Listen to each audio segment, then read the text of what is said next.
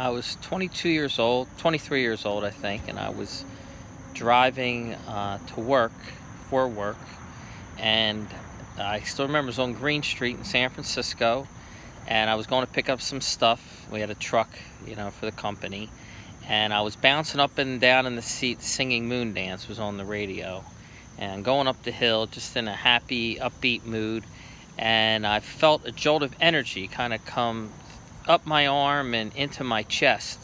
I'd never felt anything like that before, and I thought, what is this? And I thought I was having a heart attack. And I went to the next stop, and I just felt very out of it, like there but not there. And I got back in the truck, and I decided I got to get to a hospital. And I'm more of a controlled kind of person, but I was running red lights, following. I still didn't know San Francisco that well, and I was following the H sign, trying to find a hospital. And I literally just pulled in the emergency room. I ran in, thinking I was dying, and they strapped me up to something. And a young doctor said I have something called a vagus nerve, and I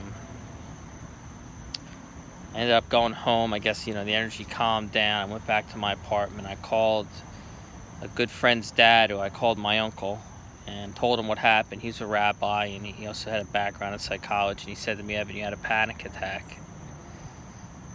Yes, I'm sure I'd heard of panic attacks, but I had no idea.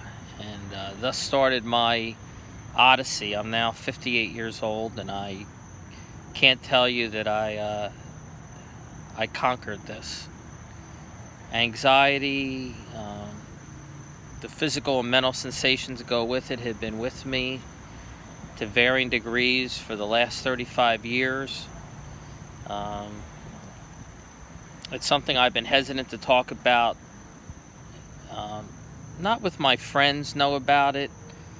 There's a lot of people that know about this part of my life, but I haven't shared it professionally. I've started to a little bit more. I haven't flown in 5 years. I had a bit of a setback about 3 or 4 months ago, and I go out and I lead workshops. I can't say I couldn't do it, but it became very difficult. The symptoms were very strong, and my wife, my partner Tara, has been out leading the programs, and I feel like now's the time to me to share more about my story, and to share some of the tools that I use that help me, that have not solved it or healed me. I don't know if there is such a thing, but it's something I live with.